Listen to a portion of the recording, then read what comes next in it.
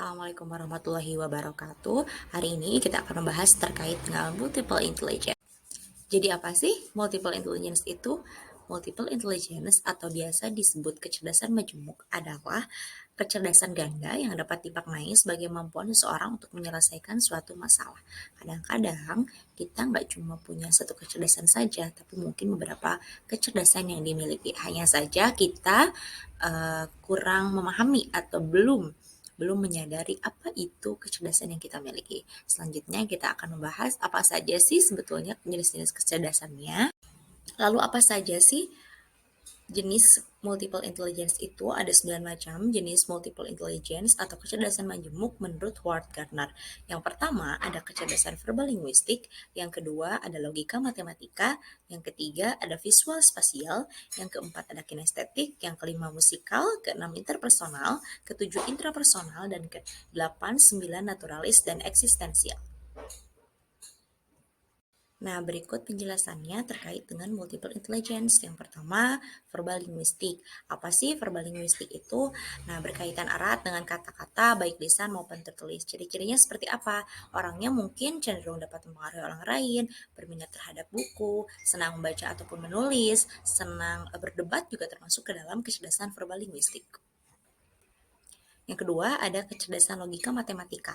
Kecerdasan ini berkaitan dengan kemampuan mengolah angka atau kemahiran menggunakan logika. Ciri-cirinya pada orang yang senang tertarik memanipulasi lingkungan, serta cenderung suka menerapkan strategi coba ralat, atau senang yang menduga-duga sesuatu, mudah memahami sebab akibat.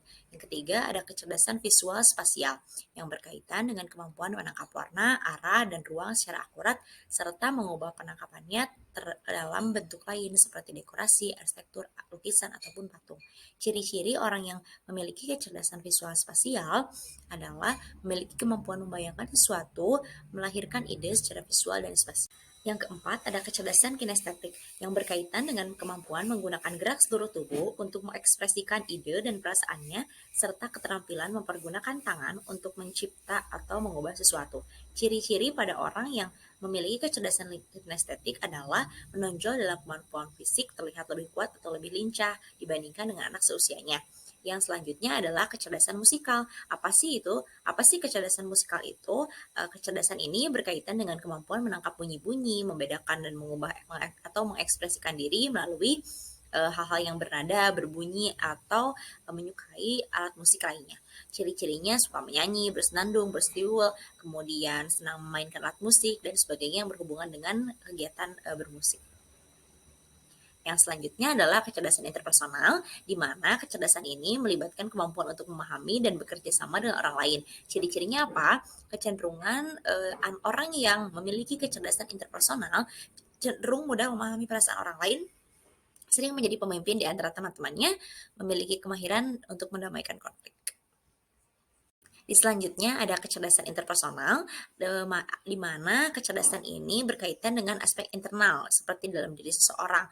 Nah, perasaan hidup, rentang emosi, kemampuan untuk membedakan emosi, menandai dan menggunakannya untuk memahami dan membimbing tingkah lakunya sendiri. Contohnya atau ciri-cirinya mandiri terhadap diri sendiri, mampu mengendalikan